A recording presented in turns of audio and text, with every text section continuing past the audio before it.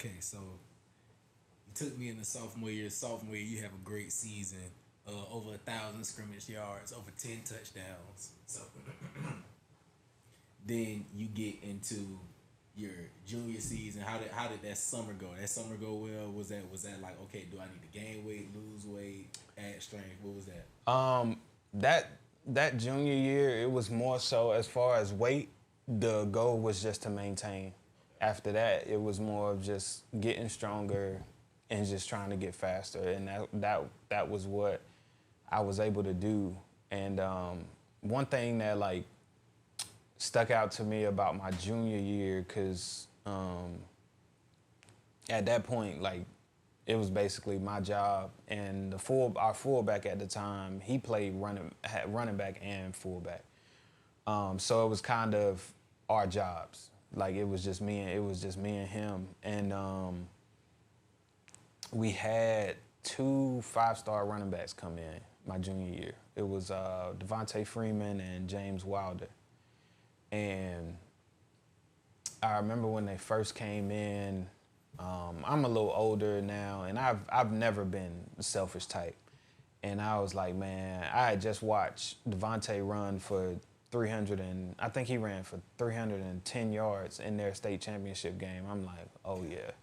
And then James Wilder, he was like 6'2", 230, and I'm talking about just running through everything. He was I think number 2 or top ranked running back, number 3 ranked linebacker. Just phenomenal athlete. And when they both came in, I was like, look, man, one thing about this running back coach, y'all gonna love him, y'all gonna enjoy him, but he's gonna be hard on you. And I was like, I'm gonna do everything I can to help y'all, help y'all boys out. And I told them both, I was like, man, you never, as this season goes on, you never know what'll happen.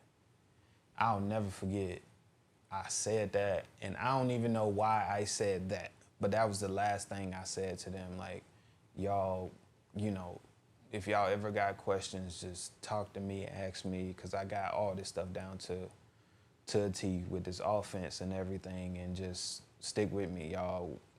You never know what's gonna happen. We get in our, I think it was 4th game in the season, and I ended up having a season-ending injury. And I broke my back, actually. It was a head-on collision. Well, I had my head down. I hit this safety, like, crown of my head right into his chest, and I just kind of fell over. And, yeah, that was the first time I ever dealt with a serious injury. And from there, I mean, those guys came in and they stepped up like no other. And I always thought like that was the reason why I was always on them about and kept repeating to them like, you never know what's gonna happen. I obviously didn't know that was gonna happen to me, but I felt good that, as a vet in that program, I felt good that I did my best to help them, as freshmen, try to be the best that they could possibly be. And they took over. They ended up doing phenomenal. And we didn't make it to the ACC championship, but I think we finished the season 9-4. Ended up winning the bowl game or whatever, and that was the call to my junior year. Like not much happened. It was 4 games in. I hadn't been playing the best, I don't think, up until that point, and then it was just boom. That's all over.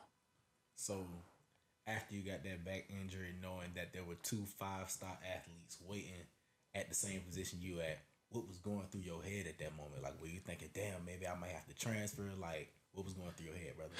It's crazy. I never transfer never even crossed my mind, not one time.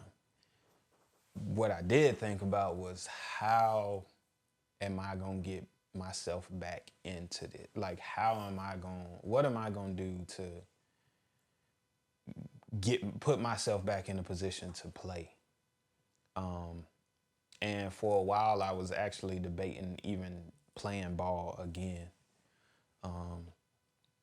because that pain I was going through, I was dealing with, and it was a back injury. I was just like, I don't even know if I want to do this again. And I was still doing my rehab training and everything, but I'm just trying to find my way. I still got to go to school even, I had to go to school that following week, which was tough in itself. And part of the reason why I was like, man, I can't do this. I can't rehab, go to school, and still try to play ball. Like, this is not it. On top of 2 5-star guys, and we were having more coming in. I think it was like another 4-star guy that was about to come in as well. And I'm like, man, this might be it for me.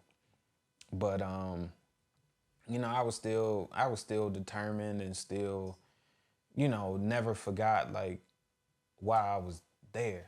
I'm there because I want to make it to the league. I want to have a chance to play in the league.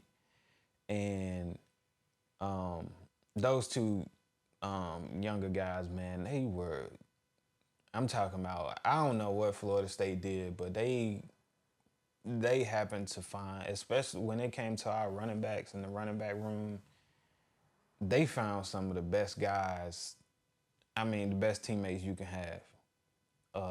Because those guys, man, when I finally decided, to that I really wanted to still play ball and stuff again, they were all like, man, Chris, this you.